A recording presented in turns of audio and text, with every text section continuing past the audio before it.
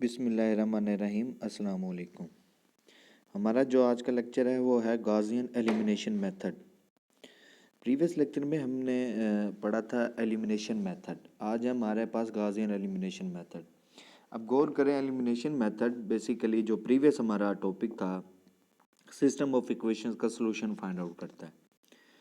वो पहला प्रोसीजर था सिस्टम ऑफ इक्वेशंस को सॉल्व करने के लिए, उनका सॉल्यूशन फाइंड आउट करने के लिए। दूसरा प्रोसीजर है, जो दूसरा मेथड है सिस्टम्स ऑफ इक्वेशंस को सॉल्व करने का, वो है गॉसियन एलिमिनेशन मेथड। अब गॉसियन एलिमिनेशन मेथड इम्प्लीमेंट कैसे करना है, कैसे यूज़ हम करते हैं सिस्टम ऑफ इक्वेशंस में, सिंपल सा बेसिक सा रूल है। इसमें हम ये आपको एक एग्जांपल दी हुई है, सामने सिस्टम ऑफ इक्वेशन दी हुई है 2/2 की। a1x1 plus b1x2 equal to c1। फिर दूसरी जो इक्वेशन दी हुई है a2x1 plus b2x2 equal to c2। अब क्या करते हैं, अब देखें पहली रो में x1 और x2 का जो कोफिशिएंट है वो a1 b1 है और जो राइट साइड पे कांस्टेंट है वो c1 है। फिर दूसरी रो में x1 x2 का कोफिशिएंट देखें क्या है, x1 का कोफिशिएंट a2 है और x2 का कोफिशिएंट b2 है और राइट साइड पे जो कांस्टेंट है वो c2 है। तो काम क्या करना है, इसका हम एक मैट्रिक्स बना लेंगे जिसको आप नाम देते हैं कोफिशिएंट मैट्रिक्स का। कि आप बेसिकली क्या करें, पहली रो बनाएं जो पहली इक्वेशन का कोफिशिएंट हो, दूसरी रो बनाएं जो दूसरी इक्वेशन के कोफिशिएंट हो। फिर उसके बाद करना क्या है, गॉसियन ट्रांसफॉर्मेशन करनी है। गॉसियन ट्रांसफॉर्मेशन से मतलब गॉसियन मेथड इंप्लीमेंट करना है, गॉसियन एलिमिनेशन मेथड।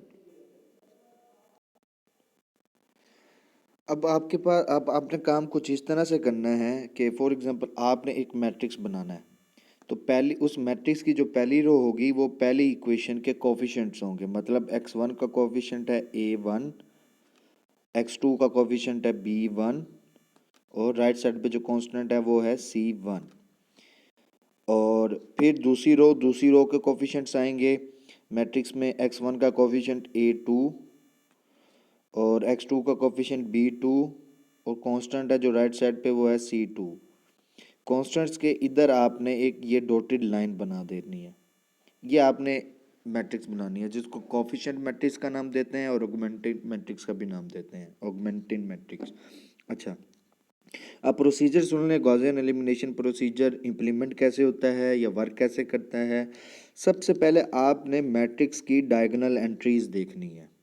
अब यहाँ पे डायगोनल एंट्रीज कौन सी हैं, दो डायगोनल एंट्रीज हैं। देखें जितने भी ऑर्डर का मैट्रिक्स होगा उतनी ही डायगोनल एंट्रीज होगी। यहाँ पे मैट्रिक्स है 2/2 ऑर्डर का, तो मैट्रिक्स की एंट्री जो डायगोनल एंट्री है, एक पहली वो a1 है, दूसरी b2 है। तो सबसे पहला काम क्या करना है, अब मेथड में स्टार्ट कर रहा हूँ कि आपने सबसे पहले पहली डायगोनल एंट्री को 1 बना देना है। मैं फिर रिपीट कर रहा हूँ, सबसे पहला काम पहली डायगोनल एंट्री को आपने क्या करना है, 1 बना देना है। तो पहली डायगोनल एंट्री को 1 कैसे बनाएंगे, अब डायगोनल एंट्री कौन सी है, a1।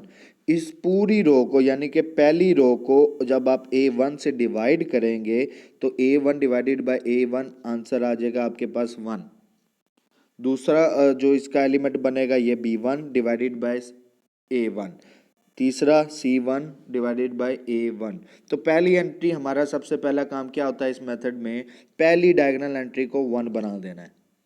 कैसे 1 बनाना है कि उसी रो को उसी डायगोनल एंट्री से डिवाइड कर दें पूरी रो को, वो डायगोनल एंट्री 1 बन जाएगी। फिर क्या करना है कि जो आपने पहली डायगोनल एंट्री 1 बनाई ही है उसके नीचे जितने भी कोफिशिएंट्स हैं या जितने भी एलिमेंट्स हैं उनको 0 बनाना है। ठीक है, उनको 0 बनाना है by using the row operations. अब उनको 0 कैसे बनाना है आगे एक एग्जांपल आएगी उसमें हम देख लेंगे, लेकिन अभी आप मेथड को अंडरस्टैंड करें कि डायगोनल एंट्री को पहले 1 बनाना है। कैसे 1 बनाना है वो मैंने बता दिया है कि फिर आपने जिस डायगोनल एंट्री को 1 बनाया है उसके नीचे वाली एंट्रीज जितनी भी हैं और उसके ऊपर वाली एंट्रीज जितनी भी हैं उनको आपने 0 बना देना है। 1 के नीचे जितनी एंट्रीज हो, 1 से ऊपर भी जितनी एंट्रीज हो, उनको आपने 0 बनाना है। अब यहाँ पे नीचे एंट्री है, a1 के ऊपर एंट्री नहीं है, तो आपने सब फिर क्या करना है, a1 को 1 बनाने के बाद a2 को 0 बनाना है। ये काम करने के बाद फिर क्या करना है, फिर दूसरी डायगोनल एंट्री पे आना है b2 को 1 बनाना है और B2 को 1 कैसे बनाएंगे आप, कि आप पूरी रो को B2 से डिवाइड कर दें, तो ये डायगोनल एंट्री 1 बन गई। फिर वही काम 1 के नीचे और 1 के ऊपर जितनी भी एंट्रीज हैं उनको आपने 0 बनाना है। अब B2 के नीचे तो कोई एंट्री नहीं है, लेकिन ऊपर एंट्री है, इसको हम 0 बना देंगे। फिर जब आप सारी डायगोनल एंट्रीज को 1 बना के नीचे और ऊपर 0 बना देंगे, तो ये आप बेसिकली मेथड इंप्लीमेंट कर रहे हैं गाउसियन एलिमिनेशन प्रोसीजर। वहां से आप equation of system of equation का सॉल्यूशन फाइंड आउट कर लेंगे। आइए एक हम स्पेसिफिक एग्जांपल पे चलते हैं। ये मेथड वर्किंग कैसे कर रहा है अभी मैंने आपको ये बताया है। अब इसी वर्किंग प्रोसीजर को हम एक स्पेसिफिक एग्जांपल पे इंप्लीमेंट करेंगे।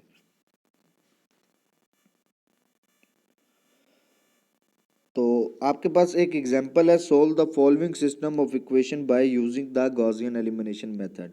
अब देखें यहाँ पे आपके पास सिस्टम ऑफ इक्वेशन दी हुई है 2/2 का, 2x minus 3y equal to -7, x plus y equal to 4। काम वही करना है आपने, सबसे पहले इसका मैट्रिक्स बनाना है, मैट्रिक्स बनाने के बाद फिर वही गॉसियन एलिमिनेशन प्रोसीजर इंप्लीमेंट करना है। अब ये इक्वेशन 3.14a पे देखें। अब जब आप इसका मैट्रिक्स बनाएंगे, आप क्या करते हैं, इसमें जो पहली डायगोनल एंट्री है सिस्टम ऑफ इक्वेशन में 3.14 में देखें, तो आपके पास पहली डायगोनल एंट्री x की जो डायगोनल एंट्री x का जो कोफिशिएंट है वो 2 है, ये 2 मेरी पहली डायगोनल एंट्री होगी। तो मैं इसको 1 बनाऊंगा। 1 मैं कैसे बनाऊंगा, तो मैंने दोनों तरफ यानी कि इक्वेशन नंबर 1 को 2 से डिवाइड कर दिया। तो जब 2 से डिवाइड करेंगे तो गौर करेंगे 2/2 1 हो जाएगा, y वाला कोफिशिएंट हो जाएगा 3/2 और कांस्टेंट जो हो जाएगा जो राइट साइड पे है -7 वो -7/2 हो जाएगा। अब इक्वेशन नंबर 3.14a पे गौर करें तो वही लिखा हुआ है कि x का कोफिशिएंट 1 हो गया, -3/2 y का कोफिशिएंट हो गया और राइट साइड पे आपके पास जो कांस्टेंट है वो -7/2 हो गया। और दूसरी रो एज इट इज मैंने लिख दी, x plus y equal to 4। अब देखें पहली डायगोनल एंट्री 1 हो गई, उसके नीचे मैंने कहा था नीचे और ऊपर जितनी भी एंट्रीज हैं आपने उनको 0 बनाना है। अब ऊपर तो इसकी एंट्री नहीं है, लेकिन नीचे एंट्री है, कौन सी है, x का कोफिशिएंट क्या होगा वो 1 है, तो मुझे इस एंट्री को 0 बनाना है। तो मैं कैसे 0 बनाऊंगा, तो गौर करें कि नीचे एक लाइन लिखी हुई है, the coefficient of x can be transform to 0 in equation 3.15 by applying row operations 2। If equation 3.14a is multiplied by -1 and added to equation 3.15, the resulting equivalent system is।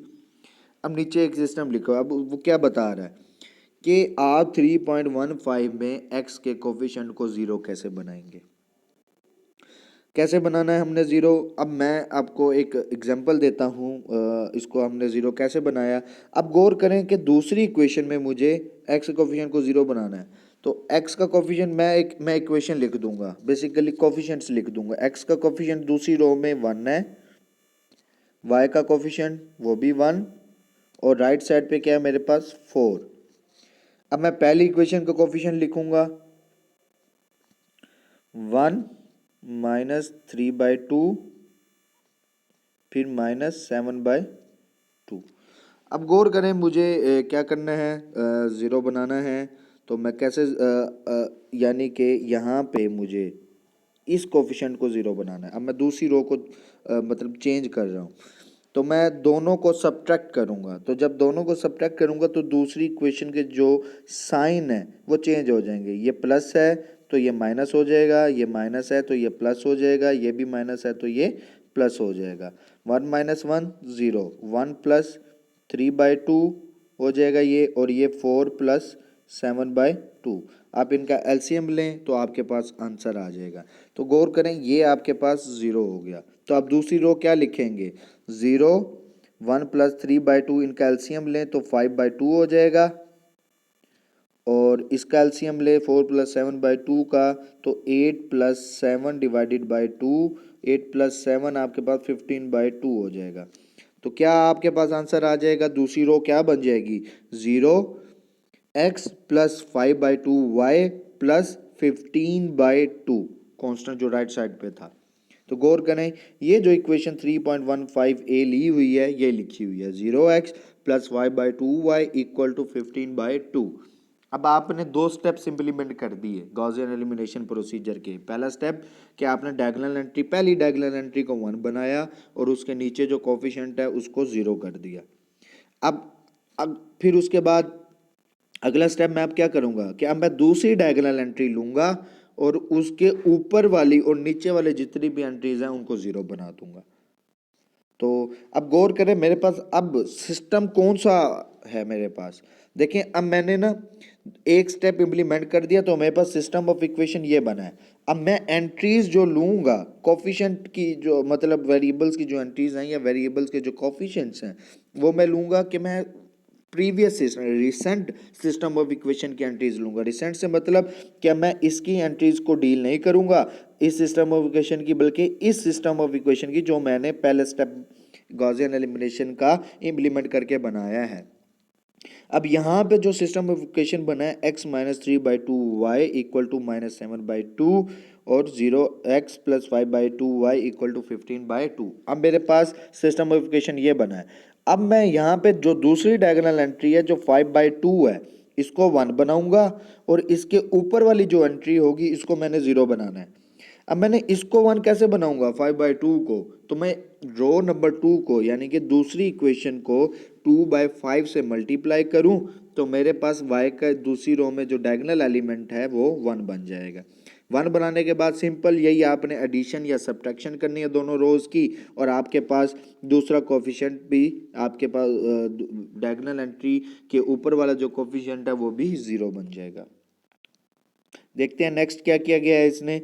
अब इसमें गौर करें कि जब मैं इक्वेशन 3.15 में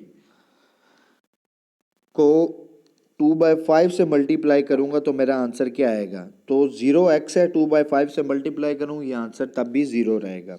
अच्छा फिर 5/2 को 2/5 से मल्टीप्लाई करूं तब मेरे पास आंसर क्या आएगा 1y आ जाएगा। फिर 15/2 को 2/5 से मल्टीप्लाई करूं तो मेरे पास आंसर क्या आ जाएगा 3। तो नीचे जो सिस्टम ऑफ इक्वेशन आप देख रहे हैं 3.14a और 3.15b, तो यही दूसरी रो उसने बनाई हुई है। पहली रो एज इट इज़ वही लिखी है क्योंकि पहली रो में हम कोई चेंजिंग नहीं कर रहे।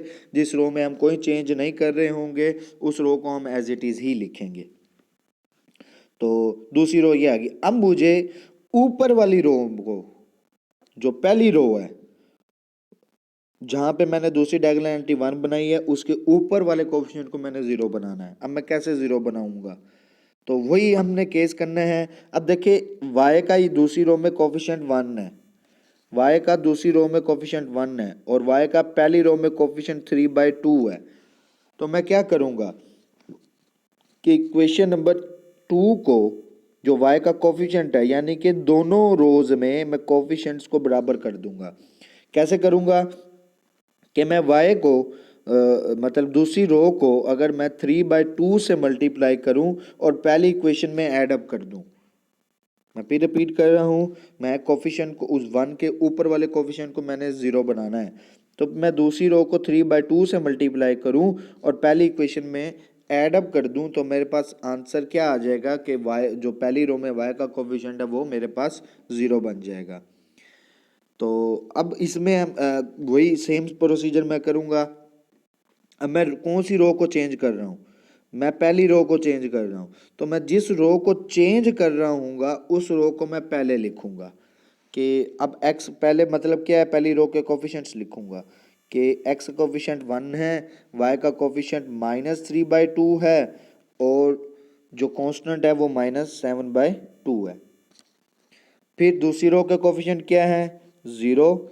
दूसरी रो को मैं मल्टीप्लाई कर रहा हूँ किससे 3/2 से, तो 3/2 0 से मल्टीप्लाई होगा 0 लिख दिया मैंने।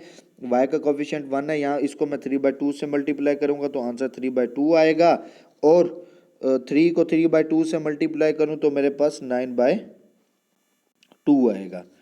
अब मैं दोनों को ऐडअप कर रहा हूँ तो मेरे पास क्या बनेगा आंसर 1 + 0 1 -3/2 + 3/2 ये आंसर क्या आ जाएगा 0। फिर -7/2 + 9/2 तो 9, अब मैं इसका एलसीएम लूंगा तो एलसीएम मेरे पास आएगा 2/2 आ जाएगा। आंसर क्या आ जाएगा मेरे पास 1 आ जाएगा। तो अब गौर करें कि मेरे पास अब रो कौन सी बनी है, यानी कि अब पहली रो चेंज हो गई है किस में, पहली रो क्या बनी 1 0 एंड 1। तो नीचे जो सिस्टम ऑफ इक्वेशन लिखा हुआ है गौर करें ये लिखा हुआ है, पहली रो चेंज होके 1 0 1 यानी कि 1x plus 0y equal to 1, दूसरी row as it is 0x plus 1y equal to 3। यहाँ तक मेरा गाउसियन एलिमिनेशन प्रोसीजर कंप्लीट हो गया। अब देखें क्या कंप्लीट हुआ है, क्या कंप्लीशन की है कि डायगोनल एंट्रीज 1 हो गई हैं और डायगोनल्स के एंट्रीज के ऊपर और नीचे वाली एंट्रीज 0 हो गई हैं। अब मैं अपना सोल्यूशन निकाल लूंगा। अब गौर करें दूसरी रो में, ये वाली रो 0x का क्या मतलब होगा 0 हो गया, 1y का क्या मतलब है y equal to 3, 0x plus 1y equal to 3। यहाँ से इक्वेशन ये क्या बन जाएगी y इक्वल टू 3, यहाँ से आपके पास y की वैल्यू आ गई। पहली इक्वेशन में देखें, पहली इक्वेशन क्या है 1x plus 0y equal to 1। तो ये इक्वेशन क्या बन जाएगी 1x का मतलब क्या होगा 1 multiply by x, as it is x आ जाएगा, 0y 0 हो गया, आंसर क्या आ गया 1। तो x क्या आ गया, x की वैल्यू 1 आ गई, y की वैल्यू 3 आ गई। ये मैंने सोल्यूशन फाइंड आउट कर लिया bye using the Gaussian elimination procedure. यहाँ तक किसी ने कुछ किसी को कोई समझ ना आई होगी तो वो मुझसे डिस्कस कर लेगा, जब हमारा इसका लेक्चर होगा हम इसकी डिस्कशन कर लेंगे। बहरहाल आप इन क्वेश्चंस की प्रैक्टिस करेंगे, क्वेश्चंस बहुत, बस आपने ज़हन में यही रखना है कि आपने सबसे पहले पहली डायगोनल एंट्री को 1 बनाना है, फिर उसके नीचे वाली एंट्री को आपने 0 बनाना है, फिर दूसरी डायगोनल एंट्री पे जब आएंगे तो उसको 1 बनाएंगे तो नीचे और ऊपर वाली एंट्रीज को आपने 0 कर देना है। तो यहाँ पे आपके पास सिस्टम 2/2 का है, सिस्टम 3/3 का भी हो सकता है, 4/4 का भी हो सकता है, 5/5 का भी हो सकता है। आप यहाँ पे जो आपके पास वेरिएबल की वैल्यू आई है, जो सोल्यूशन है वो x की वैल्यू 1 आई है, y की वैल्यू 3 आई है।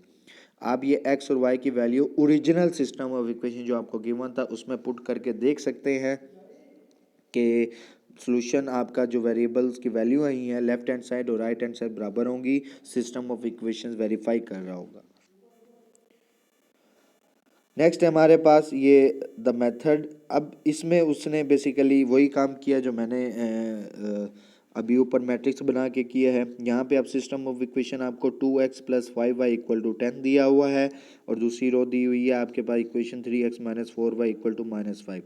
सिंपल सा केस क्या किया गया है कि उसने ये एक मैट्रिक्स बनाया है कि मैट्रिक्स की जो पहली रो है वो पहली इक्वेशंस के कोफिशिएंट है और जो दूसरी रो है वो दूसरी इक्वेशन के कोफिशिएंट्स हैं। आपको एक लाइन नज़र आ रही होगी, ये लाइन बेसिकली ये वाली लाइन, ये लाइन क्या बता रही है, अब देखिए यहाँ पे x का कोफिशिएंट क्या है 2, मैंने 2 लिख दिया, y का कोफिशिएंट क्या है 5, मैंने 5 लिख दिया, और राइट साइड पे जो कांस्टेंट है वो 10 है, ये 10 हो गया। फिर दूसरी रो पे आए, x का कोफिशिएंट 3, y का कोफिशिएंट -4 और राइट साइड पे जो कांस्टेंट है वो -5। अब कांस्टेंट के लेफ्ट साइड पे आप एक लाइन लगा देंगे, वर्टिकल लाइन लगा देंगे या डॉटेड एक लाइंस लगा देंगे, वो ये बता रहा होगा कि राइट साइड पे आपके पास कांस्टेंट्स की वैल्यू पड़ी है। अब काम हमने वही करना है कि सबसे पहले 2 को 1 बनाना है और फिर उसके नीचे जो भी एंट्री है उसको मैंने 0 बनाना है। फिर मैं क्या करूँगा कि दूसरी डायगोनल एंट्री को मैं 1 बनाऊँगा, फिर उसके नीचे ऊपर वाली एंट्री जो होगी उसको 0 कर दूँगा और सोल्यूशन फाइंड आउट कर लूँगा जैसे हमने प्रीवियस एग्जाम्पल में किया। अब मैं इस 2 को 1 कैसे बना सकता हूँ कि मैं पूरी पहली रो को 2 से डिवाइड कर दूँ, यानी कि पूरी रो को मैं 1/2 से मल्टीप्लाई कर दूँ तो मेरे पास जो पहली रो बनेगी क्या बनेगी 1, 5/2 और 10/2। 10/2 के किसके बराबर होगा 5 के। तो उसने अगर आप नीचे आप एग्जाम्पल को स्क्रॉल करें तो नीचे उसने यही काम किया होगा। तो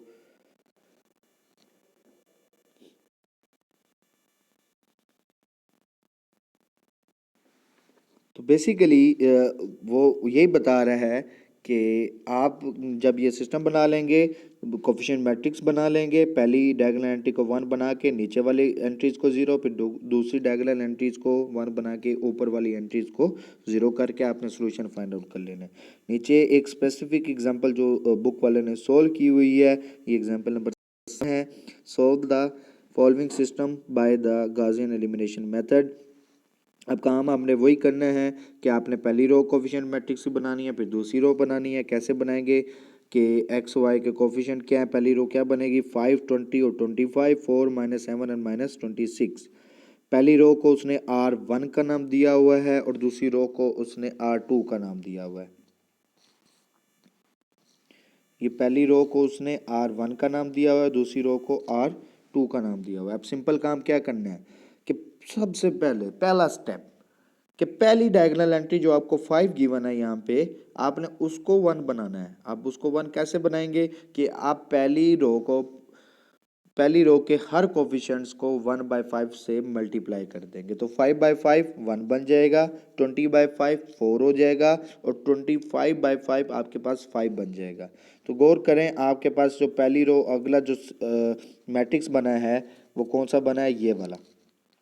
अब यहाँ पे इसने रो ऑपरेशन लिखा हुआ है, ये देखें, गौर करें कि पहली रो चेंज होगी तो आपने कौन सा रो ऑपरेशन यूज़ किया है कि आपने R1 को 1/5 से मल्टीप्लाई किया। ये लिखा हुआ है कि R1 को 1/5 से मल्टीप्लाई करें तो ये वाली पहली रो ट्रेस होती है, दूसरी रो एज इट इज़ आप लिख देंगे। अब अगला स्टेप क्या है हमारा, अगला स्टेप ये है कि जो दूसरी रो का जो जहाँ पे आपने जिस डायगोनल एंट्री को आपने 1 बनाया उसके नीचे वाले एंट्री को 0 बनाना है।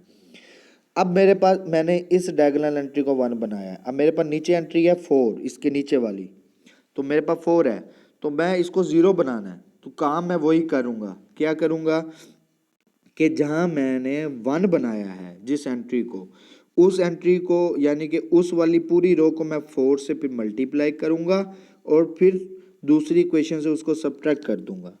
एक बात का जिक्र मैंने और भी इसमें किया था कि आप क्या कर रहे हैं, अब आप दूसरी रो को चेंज कर रहे हैं, यानी कि दूसरी रो में आप 0 लेके आ रहे हैं ना, कि दूसरी रो की एंट्री को आप 0 बना रहे हैं। तो दूसरी रो आप पहले लिखेंगे, मतलब पहले लिखने से मतलब 4, उसके कोफिशिएंट -7 और -26। फिर या क्या, अब मैंने पहली रो को 4 से मल्टीप्लाई करना है, तो मैं पहली रो को 4 से मल्टीप्लाई करूं तो मेरे पास 4 आ जाएगा, दूसरी इसकी एंट्री आ जाएगी 16 अगर मैं 4 से मल्टीप्लाई करूं, और कांस्टेंट जो आ जाएगा अगर मैं 4 मल्टीप्लाई बाय 5 तो 20। अब देखें, दोनों 4 और 4 दोनों रोज में एंट्रीज के जो साइन है वो सेम है, तो मुझे तो 0 लेके आना है। तो मैं क्या करूँगा, दोनों रोज को सब्ट्रैक्ट कर दूंगा। क्या करूँगा, सब्ट्रैक्ट, तो साइन चेंज हो जाएंगे। तो ये प्लस का था माइनस हो जाएगा, ये प्लस का था माइनस, ये प्लस का था तो ये भी माइनस हो जाएगा। तो 4 - 4 0, -16 एंड -7, तो आंसर क्या आ जाएगा आपके पास, -23। फिर -26 है और -20 है, आंसर आपके पास क्या आ जाएगा, -46। ये आपके पास दूसरी रो बनेगी, दूसरी रो क्या बनी, 0 -23 -46। तो आपके पास सिस्टम ऑफ जो कोफिशिएंट अगला मैट्रिक्स बनेगा, आप गौर करें, ये लिखा हुआ है और साथ में इसने इसका रो ऑपरेशन भी लिखा हुआ है कि क्या मैंने रो ऑपरेशन किया कि मैंने सबसे पहले R2 लिखा, फिर R1 को 4 से मल्टीप्लाई किया और दोनों को सब्ट्रैक्ट कर दिया। मतलब आप ये आपके पास रो ऑपरेशन बना R2, फिर मैंने R1 को 4 से मल्टीप्लाई किया और सब्ट्रैक्ट कर दिया, R2 - 4R1, तो मेरे पास ये दूसरी रो बनी। अब मैंने क्या करना है कि अब मेरे पास जो डायगोनल एंट्री है वो है -23, मैंने -23, अब इस रो में मैंने इसको 1 बनाना है। तो 1 सिंपल सा केस करूँगा मैं कि -23 है, तो मैं दूसरी रो को -1/23 से मल्टीप्लाई कर दूंगा। तो जब मैं -1/23 से मल्टीप्लाई करूंगा तो ये 0 एज इट इज़ रहेगा और ये -23 डिवाइडेड बाय -23, आंसर क्या आ जाएगा 1, -46 डिवाइडेड बाय -23, आंसर क्या आ जाएगा, माइनस माइनस कैंसिल आउट हो जाएगा, आंसर क्या आ जाएगा प्लस में, और 46 डिवाइडेड बाय 23, आंसर क्या आ जाएगा आपके पास 2। तो रो क्या बन जाएगी, 0 1 एंड 2। तो देखें, गौर करें, यही रो लिखी हुई है उसने, 0 1 एंड 2। रो ऑपरेशन कौन सा यूज किया है कि R2 को मैंने -1/23 से मल्टीप्लाई किया। अब मुझे जहाँ पे मैंने ये 1 बनाया है इसके ऊपर वाली एंट्री को मुझे 0 बनाना है। अब मैं ऊपर वाली एंट्री कौन सी है किस रो में है, वो पहली रो में है। अब मैं पहली रो को चेंज कर रहा हूँ, तो डेट्स मीन मैं पहली रो को पहले लिखूंगा और दूसरी रो को दूसरे नंबर पे लिखूंगा। तो अब मैं इस कोफिशिएंट को 0 कैसे बना सकता हूँ कि मैं दूसरी रो को 4 से मल्टीप्लाई करूंगा और पहली रो से उसको सब्ट्रैक्ट कर दूंगा। तो पहली रो के आप कोफिशिएंट पहले लिख लेंगे 1, 4 एंड 5, और दूसरी रो को आप बेसिकली 4 से मल्टीप्लाई कर रहे हैं, तो 4 मल्टीप्लाई बाय 0 0, 4 मल्टीप्लाई बाय 4 4, और 4 मल्टीप्लाई बाय 2 8। अब आप सब्ट्रैक्ट कर रहे हैं तो minus minus minus sign change हो जाएंगे। तो 1 माइनस 0 1, 4 माइनस 4 0, 5 माइनस 8 आपके पास -3 बन जाएगा। तो अब पहली रो कौन सी बनी, 1 0 एंड -3, तो गौर करें यही लिखा हुआ है। और रो ऑपरेशन कौन सा यूज हुआ कि आपने R2 को 4 से मल्टीप्लाई किया और R1 से सब्ट्रैक्ट कर दिया। तो रो ऑपरेशन आपके पास R1 माइनस 4R2 ये लिखा हुआ है, गौर करें इसमें। तो अब देखें आपने डायगोनल एंट्री भी 1 बना ली और ऊपर नीचे एंट्रीज को भी 0 बना लिया। अब सोल्यूशन क्या आएगा, पहली रो आपको सोल्यूशन दे रही है x कि x इक्वल टू -3, और दूसरी रो आपको सोल्यूशन दे रही है y इक्वल टू 2। क्यों मैं x और ये y कैसे ले रहा हूँ, क्यों, वजह क्या है, क्योंकि अगर आप पहली रो को चूज करते हैं तो 1 0 और -3 है, तो पहली दो जो कोफिशिएंट है मैट्रिक्स के 1 एंड 0, मतलब ये x का कोफिशिएंट यहाँ पे 1 है और y का कोफिशिएंट यहाँ पे 0 हो गया इस मैट्रिक्स में। इस मैट्रिक्स को देखते हुए x का कोफिशिएंट क्या है, 1 है, y का कोफिशिएंट क्या है, 0 है, और राइट साइड पे आपको पता है कि वो कांस्टेंट है, यानी कि इक्वालिटी के बाद वाली आपके पास टर्म्स हैं। तो यहाँ पे आपके पास y का कोफिशिएंट तो 0 आता है, वो तो 0 हो गया, x का कोफिशिएंट 1 है तो x की वैल्यू क्या आ जाएगी, -3। सिमिलरली दूसरी रो में x का कोफिशिएंट 0 है, y का कोफिशिएंट 1 है, तो x वाली टर्म 0 हो गई, y मल्टीप्लाई बाय 1 y आ जाएगा इक्वल टू 2। तो सोल्यूशन आपके पास क्या बना, x equal to -3 and y equal to 2 बन गया। तो गौर करें यही आपके पास इसने सोल्यूशन लिया हुआ है। इस तरह से आपने गॉसियन एलिमिनेशन प्रोसीजर इंप्लीमेंट करना है, साथ साथ में रो ऑपरेशंस भी लिखते जाना है कि आपने कौन कौन से रो ऑपरेशन यूज कर रहे हैं। नीचे वही ग्राफ बनाया हुआ है कि जो फिगर 3.9 है उसका उसने ग्राफ बनाया हुआ है। फिगर 3.9 जो सिस्टम ऑफ इक्वेशन हमने सॉल्व की है वो ग्राफ बनाया हुआ है कि ओरिजिनल सिस्टम का जो ग्राफ बनता है वो पार्ट नंबर ए में बताया गया, equivalent system 1, equivalent system 2, equivalent system 3 and equivalent system 4। तो 4 स्टेप्स आपने इम्प्लीमेंट किए हैं तो सोल्यूशन है। गौर करें इक्विवेलेंट सिस्टम 1 कौन सा है कि आपने सबसे पहले गॉसियन एलिमिनेशन मेथड का पहला स्टेप इम्प्लीमेंट कर दिया, तो उससे जो सिस्टम ऑफ इक्वेशन बने हैं वो इक्विवेलेंट सिस्टम 1 में उसने दिखाया गया है। इक्विवेलेंट सिस्टम 2 में वो क्या दिखा रहा है कि जब आप गॉसियन एलिमिनेशन मेथड का दूसरा स्टेप इम्प्लीमेंट करेंगे, फिर तीसरा स्टेप, फिर चौथा स्टेप, तो 4 ग्राफ उसने बनाए हैं। चारों ग्राफ में आप गौर करें आपके पास जो इंटरसेक्शन पॉइंट बन रहा है, मैंने आपको प्रीवियस लेक्चर में बताया था कि सिस्टम ऑफ इक्वेशन का सॉल्यूशन कब यूनिक होगा, वो तब यूनिक होगा जब आप जो दोनों इक्वेशन का जो ग्राफ बनाएंगे या दोनों लाइंस एक दूसरे को एक ही कॉमन पॉइंट पे इंटरसेक्ट कर रही हो। तो गौर करें आप ये जो पांचों ग्राफ दिए हुए हैं ये पांचों ग्राफ ही एक ही लाइन पे इंटरसेक्ट कर रहे हैं, कॉमन एक ही पॉइंट पे इंटरसेक्ट कर रहे हैं। कॉमन पॉइंट कौन सा है, वो -3 एंड 2। तो सोल्यूशन में आपका कोई फर्क नहीं पड़ रहा, आप गॉसियन एलिमिनेशन मेथड इम्प्लीमेंट करें या एलिमिनेशन प्रोसीजर इम्प्लीमेंट करें, सोल्यूशन आपका वही रहेगा। अब नीचे उसने एक एग्जांपल दी हुई है इनफाइनाइटली मैनी सॉल्यूशंस का कि bye using the Gaussian elimination procedure किन सिस्टम का इनफाइनाइट सॉल्यूशंस होते हैं। तो ये आपके पास सिस्टम ऑफ इक्वेशन दी हुई है। अब गौर करें कोफिशिएंट मैट्रिक्स बनाया है, फिर डायगोनल एंट्री को 1 बनाने के बाद उसके नीचे वाली एंट्री को 0 बनाना है। अब इसमें एक चीज़ पे गौर करें कि सबसे पहले मैंने डायगोनल एंट्री को 1 बनाया, ये डायगोनल एंट्री को 1 बनाया है, फिर मुझे नीचे वाली एंट्री को 0 बनाना है। तो मैं कैसे 0 बनाऊंगा, पहली रो को पूरी को 15 से मल्टीप्लाई कर दूंगा और दूसरी रो में ऐड अप कर दूंगा। तो जब मैं ये काम कर रहा हूँगा तो मेरे पास दूसरी रो है वो सारी 0 हो जाएगी, यानी कि उसकी हर टर्म 0 हो जाएगी। तो दूसरी रो पूरी 0 हो गई, पहली रो बच गई। एक रो बच गई।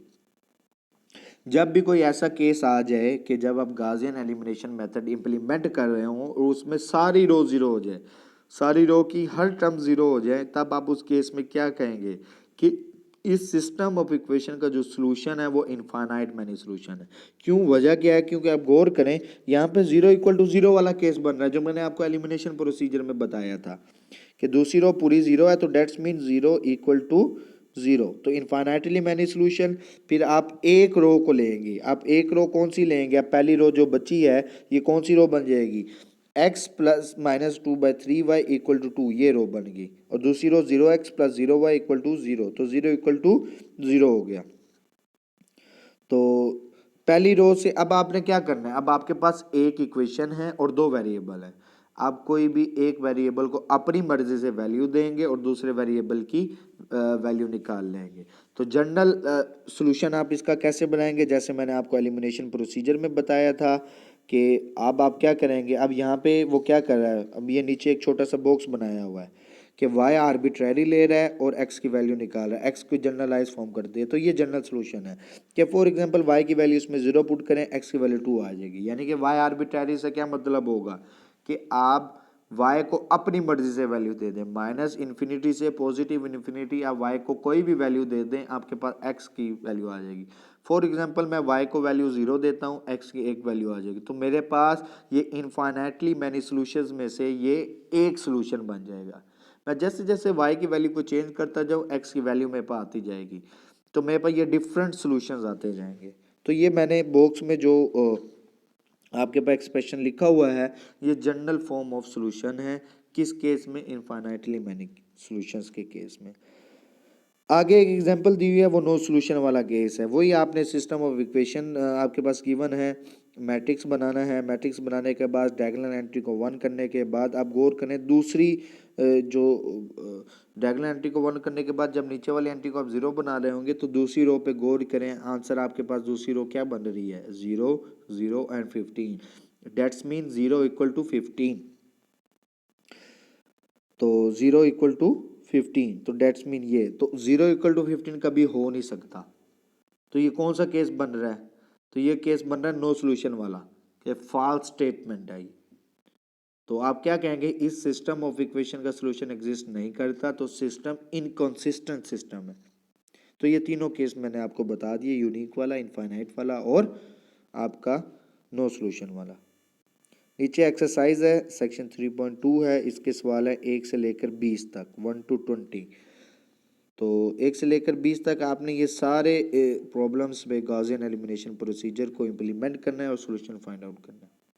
कोई इसमें इशू होगा, कोई प्रॉब्लम होगी, जो चीज़ समझ नहीं आ रही होगी, आप डेफिनेट सी बात है मुझसे लाजमी डिस्कस करेंगे। आज का लेक्चर हमारा यहीं तक एंड हुआ। Thank you very much. अल्लाह हाफिज़।